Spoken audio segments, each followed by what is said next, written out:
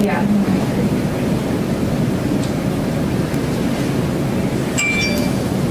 This is for getting in front of you. Where would I find it?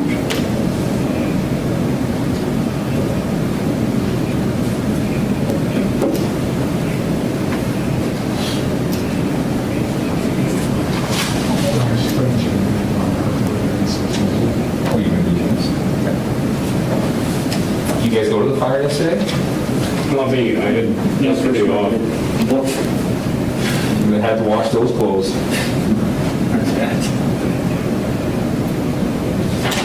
I'm sure your newsrooms were just flooded with, I'm sure.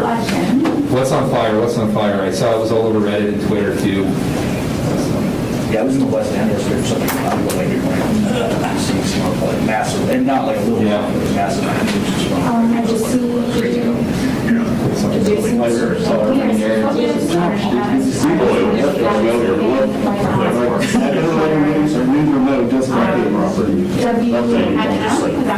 It was amazing, like even when I went home at 5:30, it was still like slowly smaller. So something else. That's the last thing I can remember. Before the guys were just transforming. Asheville, you guys covered that? Last year? Last Sunday? Was it maybe the Sunday? I think it was, I remember that one. That was, Yeah, it's on. that's the other thing. yeah.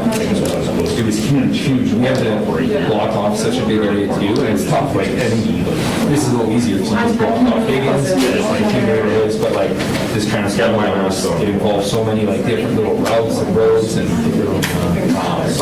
I think that was the chemicals that were burning through, so I don't know.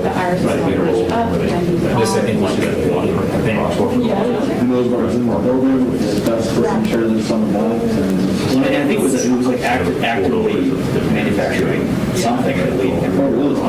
I think it was a soap factory, something like that. Is what one of my colleagues got a hold of the owner. No, thank God, I was. So presumably it was materials like concrete. You guys, you were still smoking the game here today, or? I didn't see it. Just So it's me turning the car, just like smoking. I wondered if, So I was like, I'm not doing. I guess they had pressure on pressurized lines, but I wonder if the firefighters could ever like just use from the water, like right at the river, like in the assets, maybe. It's be pumped with upgraded pumps and everything. I'm gonna be for a second. You probably would use the board. Yeah. Thanks, right? Okay, I'm gonna speak. 1, 2, 3, 4, 5.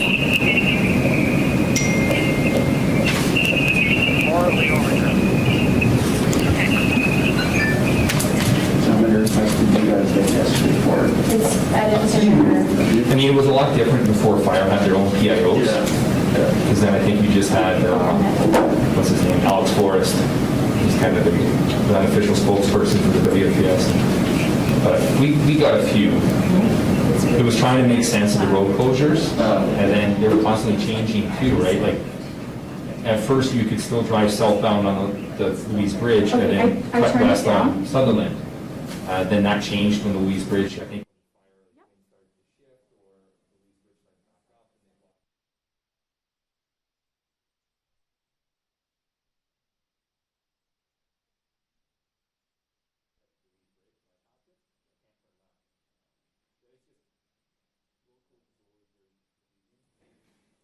The city has that PMC, that traffic management center. They do wonderful work. They'll jump on their cameras that they have. Yeah. They'll look to see like exactly what the closures are, then they'll put like diagrams and they'll feed it into Waze, which I think feeds into Google Maps. So which one would you like me to do? So that anyone that's using Google Maps to go home, it'll just get rerouted automatically. Okay, I'll turn channel So. one.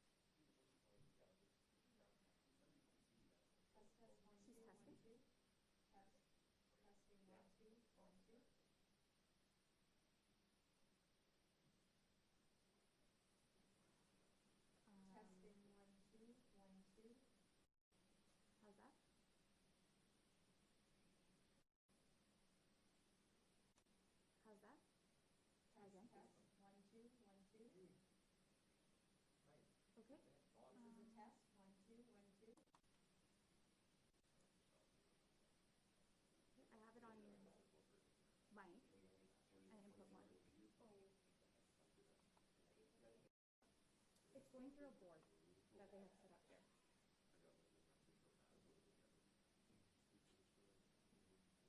Okay.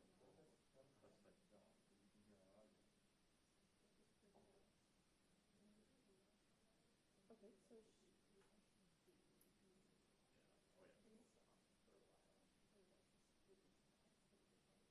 okay, so she's, yeah, so she has just readjusted it to another input source, like she's plugged it into another one. So how's this one now?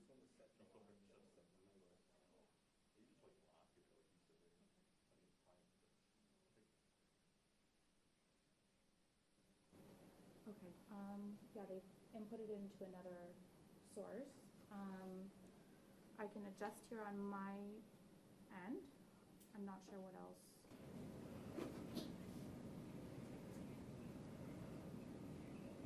Oh, one is back. Did you speak? Testing 1 2 1 2. Testing 1 2 1 2. You're welcome. Oh. Sorry, everyone. Okay, bye. Working out? Are we ready to go now? Okay, are we gonna have a minute? Yeah, we're gonna get a minute for the Facebook Live to start up. We'll get going in 1 minute.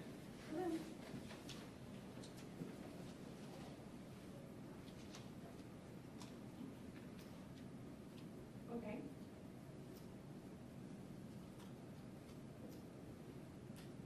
No, I don't have an empty folder on. Yeah. Yeah. Yeah, I just worked with trauma engineering for about 15 minutes, and they've adjusted on their end. We'll get going in about 30 seconds here.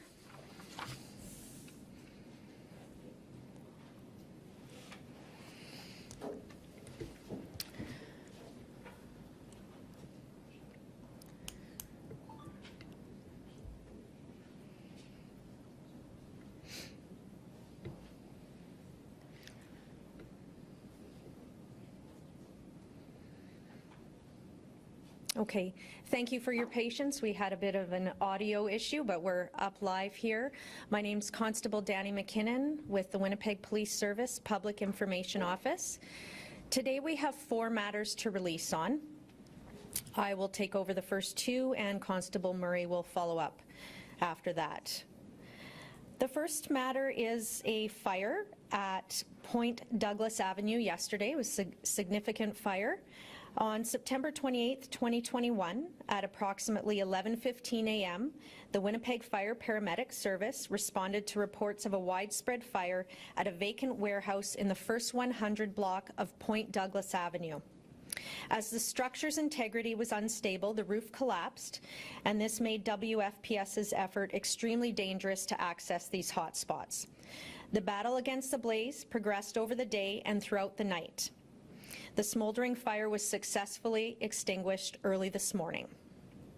Extensive WFPS resources were utilized to protect neighboring buildings as hot embers blew through the wind.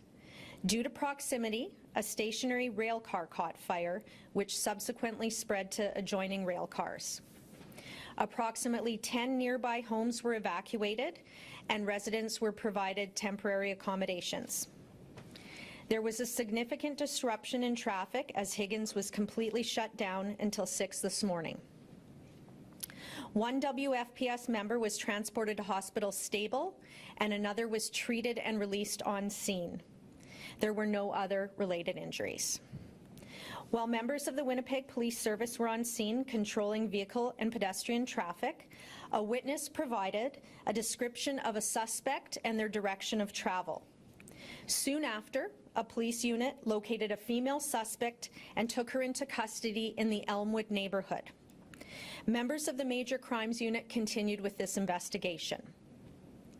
Kelsey Ann Thompson, 21 of Winnipeg, was charged with arson causing damage to property, as well as mischief under 5,000 times 2. She was detained in custody. So now we'll take questions. Anything to do with the police perspective, I can certainly answer. And then we will call up Assistant Chief of Fire Rescue Operations, Jamie Vanderhorst, to answer any questions related to the fire operations. Constable Young at CJOB, just the charge here, mischief under $5,000. Obviously, the damage from this fire is going to be significant. Just not sure I just don't understand the mischief under $5,000. Right, and I knew somebody would ask that question, so it's great that you did, Clay.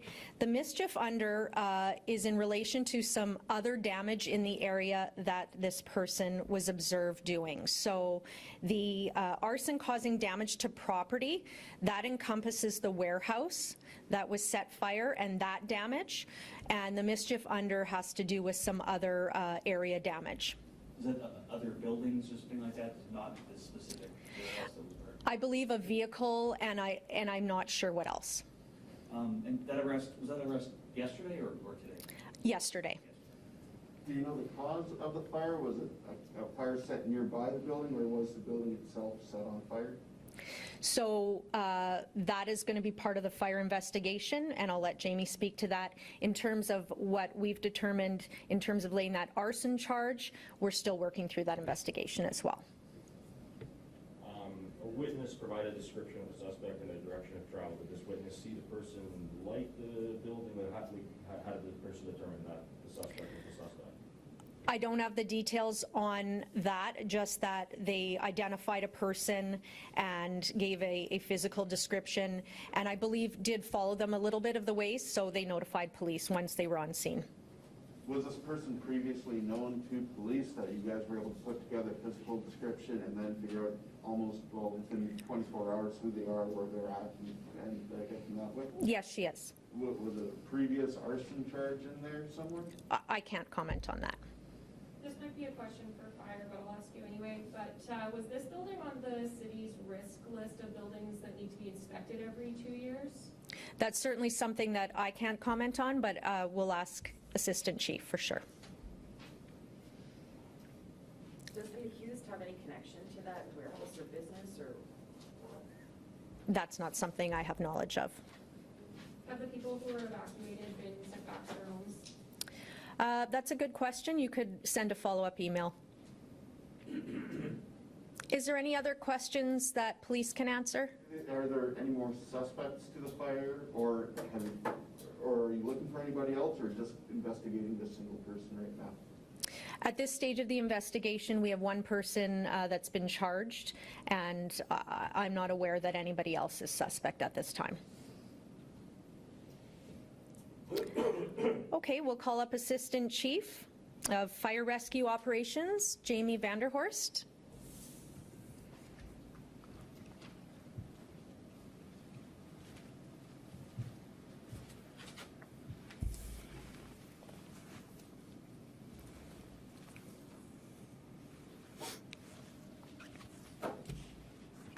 Thank you, and good morning. As Constable McKinnon alluded to, we had a fire at 2 Point Douglas, and she had a pretty good summary about it. Is there any other questions that I can answer at this time?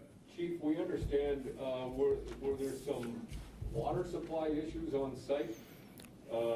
Crews were maybe having some problems with the water supply or water pressure issues on site. That's one of the firefighters apparently told us on one of our talk shows that this morning. Water supply issues, I do not know if that was a factor. However, there were, obviously, when we're in an area like that, it's very tight, and we're using a lot of water on a large commercial complex like the one at 2 Point Douglas, so it requires a lot of water. Sometimes the use of our water does exceed and will, from time to time, have lower pressure, but at this time, I cannot confirm that that was an issue on this incident. Do you know cause of fire? If the building itself was set on fire, or if it was something set on fire near the building, or if it was directly the building or something within the building being set on fire? That is still under investigation with the Fire Investigations Unit. What made this particular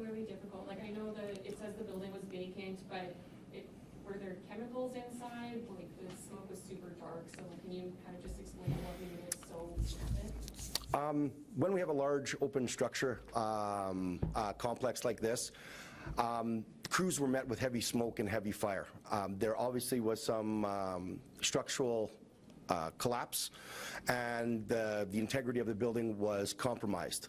So crews initiated a defensive strategy where they remained on that outside. So to confirm if there was any machinery or anything inside, I can't confirm that at the time because firefighters remained on the outside of that because it was in a defensive strategy. It was just unsafe for firefighters or anyone to enter the structure at that time.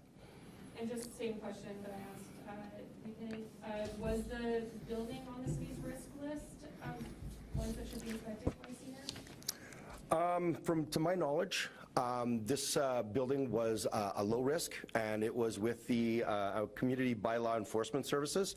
Obviously, that is complaint-based. I can confirm that with the presumption of the interior inspections, it was to be done in the next 3 months. Sorry, can you repeat the question? So was the building on the city's list of buildings that should be inspected twice a year, the risk list? That I don't know. I can confirm whether it was on that list. I do know that it was scheduled to have an inspection in 3 months, but for that one, I can follow up with you later on that. Was there a sprinkler system within the building? Did it work when the fire broke out? Fire prevention officers inspected the building, I think it was in 2018. We've gone to the address a number of times for fire alarm systems, so they were activated. We don't know if any sprinklers were activated, as we haven't made entry into that building. But fire prevention officers have done some inspections, and companies have gone there in the past for alarm bells ringing. There have been previous fires at that location, right?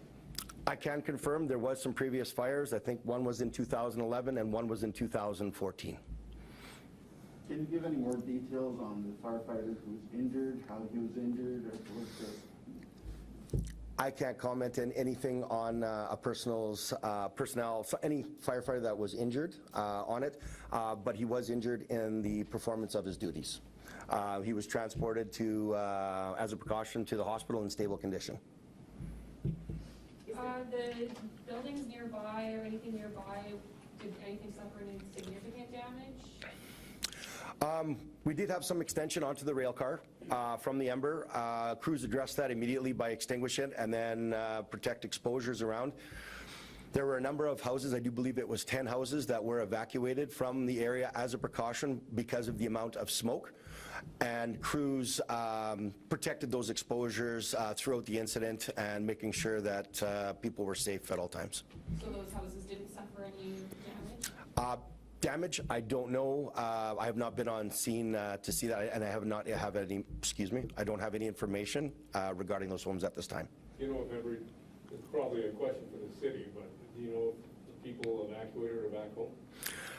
The information I received this morning is that they are still out. We had the emergency social services assisted with finding temporary accommodations for all the residents. I'm told that hopefully, potentially, it could be later today, but it all depends on the situation that the firefighters are faced today. When was the last time the city had a fire of this size that required that the amount of resources that it took to put this fire out? To be honest with you, I don't have that information at this time. That is something that we can get to you with a follow-up email or request. I can get that for you. None of those residents were treated on scene by paramedics or taken to the hospital, were they? And that is correct. To my knowledge, they were evacuated as a precaution to a safer location because of the situation. Is there going to be any investigation into environmental damage in the area, just given the size of the fire and the chemicals that may or may not have been on scene and the rail cars? Like, is there any risk to environment? That is a great question. To be honest with you, I don't have that information. I know in the investigation process, investigators will handle that, but we can get that information for you. And given the fires in the past, and I don't know if you weren't really clear there, like if there was chemicals there, was this building a hazard? Like, in your opinion, was this property a hazard? To my knowledge, right now, we don't know what was inside. There was partial occupancy in that building, but we do not know what was inside that building at this time because we have not had a chance to enter the structure, and no one will be entering that structure because of the safety concerns. So I can't confirm what is there. Do you know the nature of what was happening in the building? Like, was it vacant or it was partially used by a business? Or? Yeah, so so let me find my notes here, and I guess it was 2018, fire prevention officers utilizing the community bylaw enforcement services, senior fire prevention investigated this property as a potential vacant. In the process, basically determined that it was partially occupied. As such, it was not declared a vacant building, but enforcement proceeded under the neighborhood livability bylaw, where the responsibility is put back onto the owner, and the onus on the owner to ensure that they are complying with all of the bylaw recommendations and safety procedures. And do we know if they were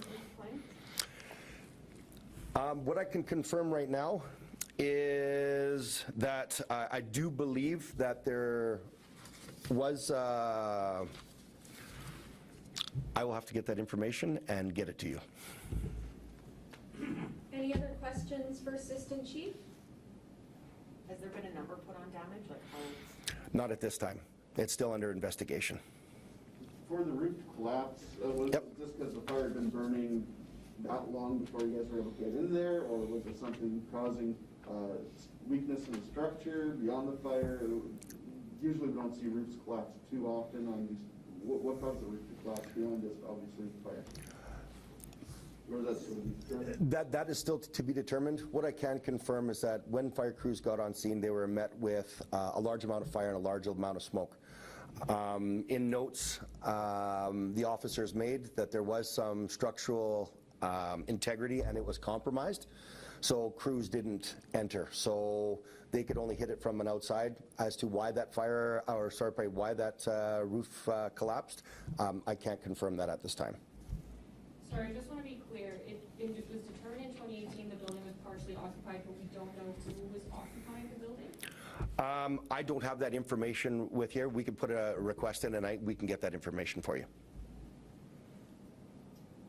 Can you just speak from like a firefighting perspective? How dangerous and difficult is a fire of this size? It's very dangerous. There's a number of factors when we're dealing with a large structure like this. The equipment that the firefighters are using, large volumes of water, larger hose lines, master streams, and of course we're with the weather. It is extremely warm day.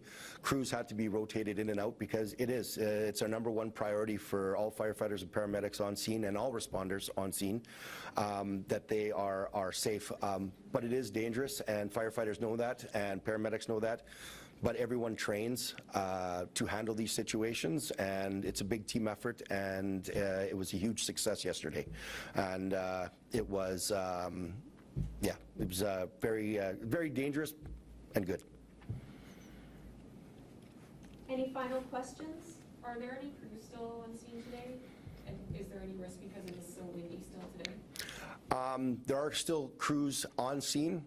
It is still it still is an incident. Firefighters are dealing with the situation. Wind always plays a factor into it because it's going to be very hard to get to those hot spots and extinguish them. But they will deal with what they can from the positions that they're in, and hopefully it will be mitigated soon. Final questions? Thank you. Thank you very much, Assistant Chief Vanderhorst, for answering the questions. Thank you. I just want to make sure, is that mine? Yeah.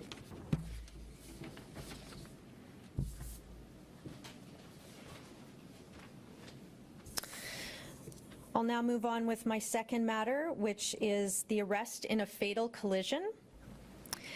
So this one goes back a little bit to July 29th of 2020, and as I'm going to review this as previously released. On July 29th, 2020, at approximately 10 p.m., emergency services personnel responded to the intersection of Moncton Avenue and Gray Street for a motor vehicle collision involving a cyclist.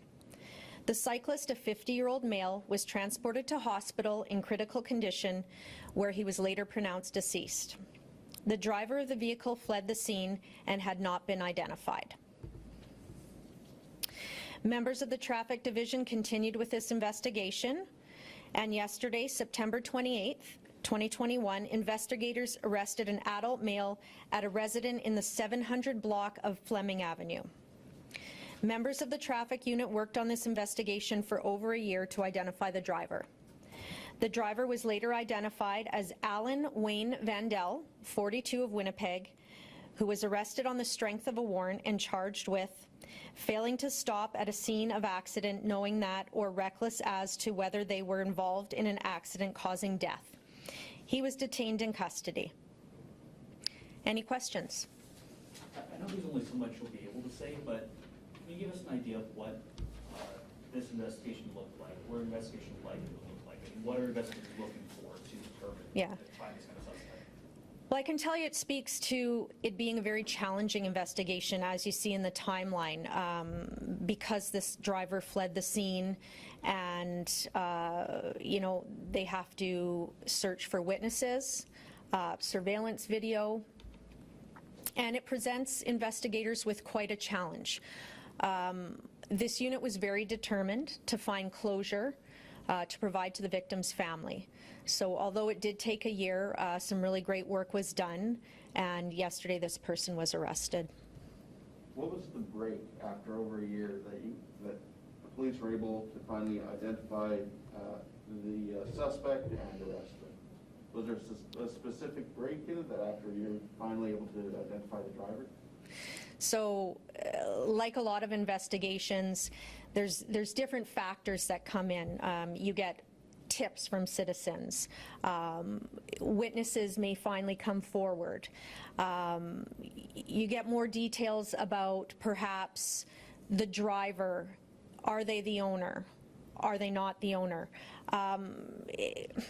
It's tricky because once the driver leaves the scene of the offense, and if it's not in front of a business that may have very good surveillance and there's no accommodating witnesses, it makes it very tricky. So I can't speak to the investigational steps, but in general, those are some of the challenges that are faced for sure in these kind of investigations. Do police believe he was driving his own vehicle, or? That's a part of the investigation that I can't reveal. These are the type of facts that, you know, you have to wait until it goes to court. You don't want to prejudice it at all. So now that this person's arrested, we have to just wait now till these facts go to court. Are you able to say around when this summer this suspect was identified? No, I don't have that information. The collision took place at 10 p.m. What was there for surveillance footage? Those guys going off of a make and model of a car, or you could call it a license plate? Was it off a CCTV camera, or was it off of local businesses? What do you have for surveillance? So you're kind of listing all the types of surveillance that police do look at, which is excellent to note that. But because those are part of the investigational process, I can't say what got them to this end point. But as you mentioned, you know, this brings closure to the family. Yes. This has been well over a year. I mean, I'm sure his family members every day wonder, are they ever going to catch anyone in connection with this? Yeah, I mean, that's just a horrible thing for a family to face. This fella's 50 years old. He's on a bicycle. It's 10 p.m. And I don't know what the circumstances were in his family life, so I don't know, you know, imagine you're waiting for somebody to come home and the next phone call you get is that this person, your loved one, has been fatally struck by a vehicle. And not only that, but the driver has fled the scene. So that must be just terribly difficult. Any other questions here? Do you know, Oh. do you know much about his family, or can you share much about his family, wife, kids? I don't know much about his background, no, I'm sorry, I can't share that with you, just because I don't know. If there's no further questions, I'm going to call Constable Murray. He's going to take over 2 more releases. One is in regards to a homicide, and the second is a serious motor vehicle collision. Thank you.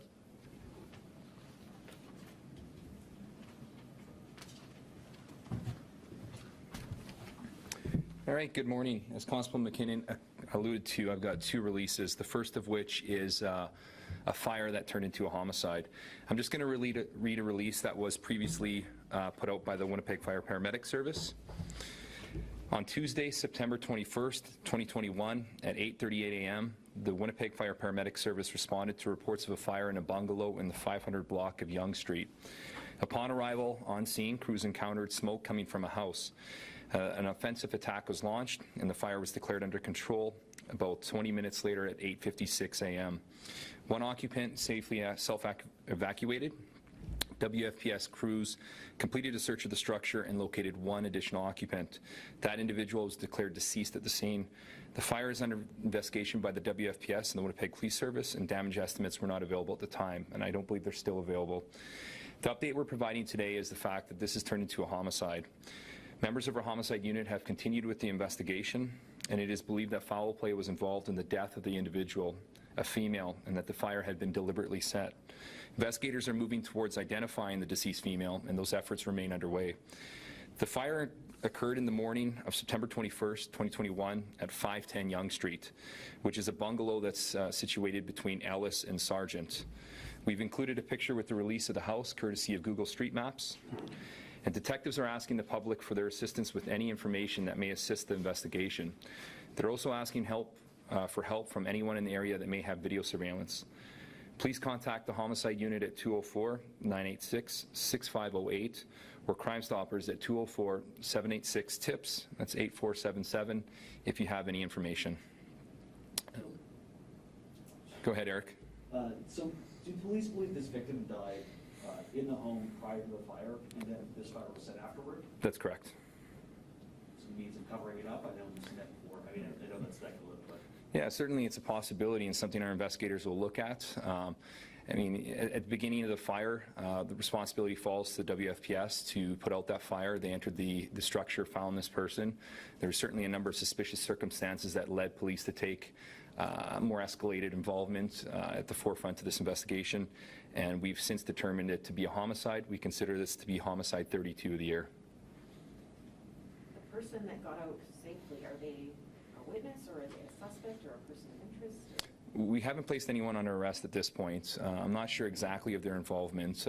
I know we've interviewed a number of people as part of this investigation. People have provided us with some valuable information, but we're also pleading to the public today, just anyone that's maybe had recognized that residence, that has any kind of involvement with that residence, or even neighbors in the neighborhood that can help us understand what occurred at this house. We'd certainly appreciate if they contacted investigators. Is this believed to be a domestic situation, or is this a gang situation, or some other form of violence that led to this? I think it's just too early to speculate. Do police believe she lived in the home, or can't say yet? I think we'll wait to see if and when that formal identification occurs. We certainly have an idea of who we think this person is. There's certain challenges when it comes to that forensic identification, unfortunately. So we're working with the pathologist and other experts to help us identify this person. And once that occurs, we'll provide a supplemental release identifying her. But at this time, we simply can't provide that identity. She is an adult. We believe so. Is the person who fled the house after escaped safely one of the people you guys have interviewed already? I wouldn't be able to speak to that. I'm sorry. Are you able to ballpark the age, in their 20s and their 30s, anything like that? We're not, and I think that speaks to some of the challenges that we've faced. Typically, identification can happen a number of ways, but unfortunately, due to the severity of the fire, we're simply having to utilize additional resources to make that identification, and it's taking some longer time than normal. Can you say how she died, if it was a shooting or stabbing or anything? Yeah, unfortunately, we can't. And part of that is hold back evidence. We have no one under arrest for this right now. No charges have been laid. So that's certainly information that we purposely will hold back at this time that could assist us with the investigation later. Is there any indication on what started the fire or where it was started in the home? Yeah, again, it speaks similarly to the last question that was just asked. That's information that we'll hold back at this time just to help us with this investigation. But we believe that there was a number of individuals that lived at this house that were at least somewhat transient. This house was probably somewhat recognized, or just trying to think how to articulate this, but I think this house was well known to the people that lived in that block. They probably have an understanding of the transient nature of some individuals that stayed at that house. And again, it's a plea to people in that neighborhood. If you have information that can help investigators, we would certainly appreciate to hear from you, or anyone that may have stayed in the house. That's important as well. Information can be provided straight to the homicide unit, or if you have maybe some involvement in this residence and you don't wish to speak to police, you can also provide that information anonymously to Crime Stoppers. Are you able to say, was this home a rental, a boarding house? I mean, I'm just trying to... Yeah, I think there is an owner of the house, obviously, but I'm not sure of the status of the people that were residing inside. I just know that it's been described to me that there was many transient individuals that stayed at the house. Was this house known for drug activity, or is it just transient people living there? You know, unfortunately, I just can't expand on that at this time. But one thing I did want to cover again is video surveillance. That's something that's been very beneficial to us in the past, and I know it's helped with a lot of significant investigations, including homicides. If anyone lives in that block or that area, there's some commercial businesses, I think, to the north and south. We would certainly appreciate if you got in touch with our investigators. No piece of video surveillance can be too small, and a lot of times it's those small pieces of video surveillance that help us move forward with these investigations and ultimately solve them. So that's just another plea to the public. You don't have the damage estimates, but I think there was the house kind of like, is it fixable or is it completely destroyed? Do you have, can you say that kind of thing? Yeah, I believe there was substantial damage, but I'm not sure to the severity of it. All right. Next release is a serious motor vehicle collision that happened yesterday morning. On September 28, 2021, at 9:45 a.m., or approximately that time, members of the Winnipeg Police Service responded to the area of Riverstone Road and Fernbank Avenue for the report of a collision involving a vehicle and a pedestrian. The pedestrian, a male in his 80s, was transported to hospital in critical condition, where he remains in serious condition. The driver of the vehicle remained at the scene and has spoken with investigators. This investigation is continuing by members of the Traffic Division. Anyone with information regarding this matter is asked to contact investigators at 204-986-7085 or Crime Stoppers at 786-TIPS-8477. I don't know if there's any questions about this. This collision occurred yesterday morning. It resulted in the closure of Riverstone Road at Fernbank throughout most of the day while our traffic collision investigation section members conducted a reconstruction of the accident. If you've spoken to the person who was driving the vehicle, are you looking for witnesses or? Yeah, and that's a very good point. We've spoken to that individual, but we certainly would welcome witnesses. They're often a third-party, independent view of what's occurred, so we would appreciate that. I don't know if we've spoken to witnesses already, but it's something that we always seek and hope to obtain when it comes to collisions. Do you know the style of collision? Did he put him head on? Did he clip him? It's vehicle on person, and I believe that's a three-way stop sign at that intersection. So I think that's essentially it. And again, just anyone that has information that can assist us, even those that have dashboard cameras, and we've seen that in collisions as well. Sometimes they've assisted investigators. So with that, I just want to thank everyone for coming today, and we'll conclude the press conference. Thanks, Okay. We just want to remind media to submit questions to corporate communications of the city. I know there were a number of items that needed to be followed up on, so we'll take it through there.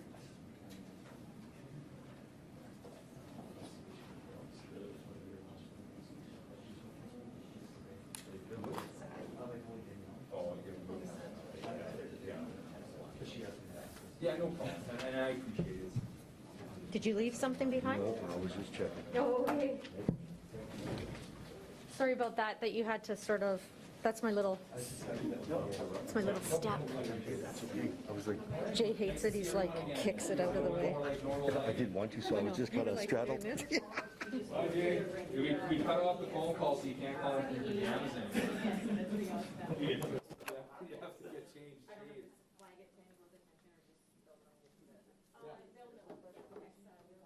Oh, we sent you a report yesterday? Yeah. Nothing yet, but we'll follow up after this just to see. Okay, gotcha. What's your, is your deadline today? It's something I'm working on for the weekend, so. Yeah, we'll follow up, is it Wednesday? So if tomorrow's a holiday, for some of us. Oh, right. Well, that's so good. I think it'll be pretty busy, yeah. Yeah.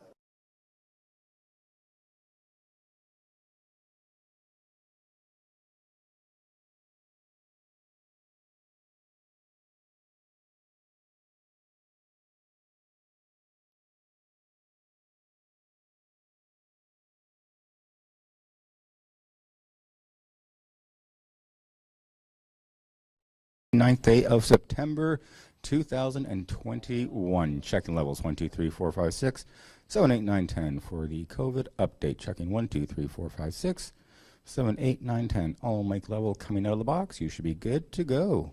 I'm good. I'm just waiting to hear from my. We're good. Thank you. We're good. Yeah. Yeah, it's the chambers to everybody. Yeah. I did this morning when I was in, like I said, the